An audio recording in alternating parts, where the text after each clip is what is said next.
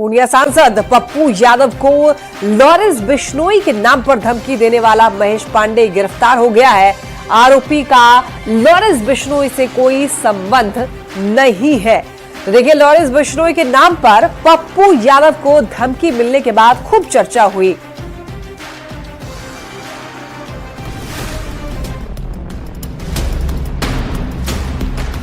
जिस लॉरेंस बिश्नोई के नाम पर पूर्णिया के सांसद पप्पू यादव को धमकी दी गई, जिस धमकी के बाद नेताओं की सुरक्षा पर सवाल उठने लगे, जिस धमकी भरे कॉल के बाद सांसद पप्पू यादव ने अपनी सुरक्षा को वाई श्रेणी से बढ़ाकर जेड श्रेणी की करने की मांग कर डाली, वो धमकी भरा कॉल दिल्ली के महेश पांडे ने की थी और उसका लॉरेंस बिश्नोई से कोई संबंध नहीं है। इधर कोई लॉरेंस बिश्नोई वगैरह कोई ऐसा कुछ नहीं है, उनसे कोई एंगल नहीं है जिसमें इनका जुड़ाव उस तरह से। चेहरे पर काला नकाब ओढ़े यही वो महेश पांडे है जिसे पुलिस ने दिल्ली से गिरफ्तार किया है। वो मोबाइल और सिम कार्ड भी बरामद कर लिया गया है, जिस दुबई के नंबर से लॉरेंस बिश्नोई के नाम पर महेश पांडे ने पप्पू यादव को धमकी दी थी।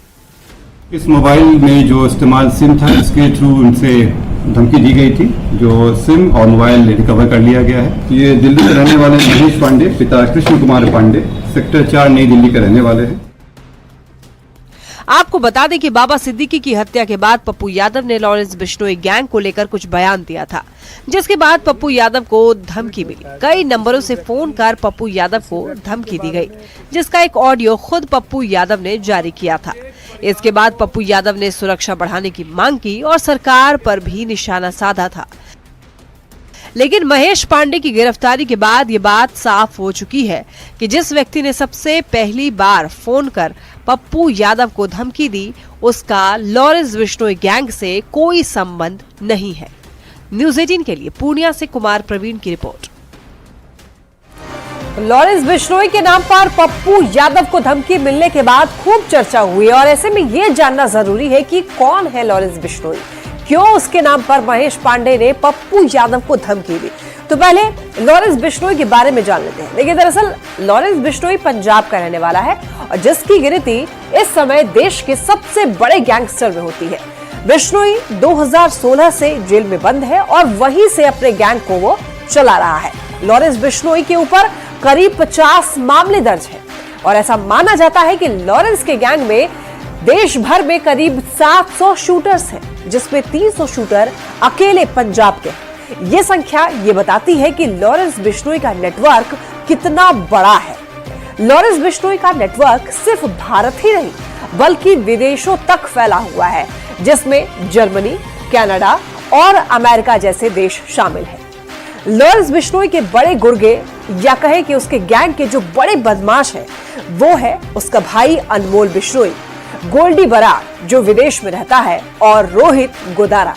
अब ऐसे में सवाल यह है कि जब लॉरेंस बिश्नोई 2016 से जेल में बंद है तो फिर गैंग कैसे चलाता है, तो आइए वो भी जानते हैं। देखिए, कई रिपोर्ट्स की अगर माने तो लॉरेंस का जो गैंग है, लॉरेंस बिश्नोई जो है वो VoIP के जरिए कॉल करता है। आपको ये बता दें कि VoIP मतलब voice over internet protocol. Internet से कॉल किया जाता है और ऐसी कॉल को ट्रेस कर पाना बहुत मुश्किल है। तो अब सबसे बड़ी बात यह है कि लॉरेंस गैंग ने कई बड़े अपराध किए हैं जिनकी चर्चा पूरे देश में हुई और जिसकी वजह से लॉरेंस का खौफ हर तरफ देखा जा रहा है। और यही नहीं, महेश पांडे जैसे लोग उसके नाम पर धमकी देकर दुश्मनी साध रहे हैं। तो आइए लॉरेंस गैंग के बड़े कांड भी जान लेते हैं। देखिए, लॉरेंस बिश्नोई गैंग ने पंजाबी गायक सिद्धू मूसेवाला की हत्या की जिम्मेवारी ली।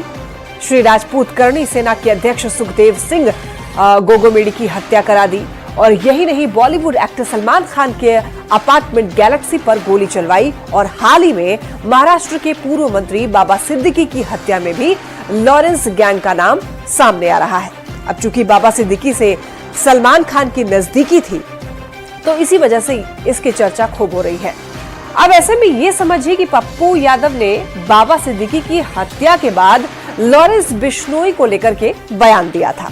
तो ऐसे में महेश पांडे ने इसी का फायदा उठाया और लॉरेंस के नाम पर कॉल करके पप्पू यादव को धमकी दे डाली। हालांकि पुलिस का यह कहना है कि पप्पू यादव को कई नंबर से धमकी मिली है। ऐसे में बाकी नंबरों की अभी जांच पड़ताल की जा रही है। फिलहाल अब तक की जांच में यह सामने आया है कि महेश पांडे का लॉरेंस गैंग से कोई संबंध नहीं है, लेकिन बाकी धमकी देने वालों का लॉरेंस से संबंध है या नहीं, ये जांच पूरी होने के बाद ही पता चल पाएगा।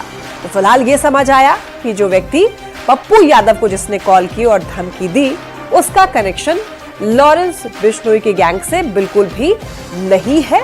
जांच पड़ताल की जा रही है। सिम कार्ड और मोबाइल भी बरामद कर लिए गए हैं।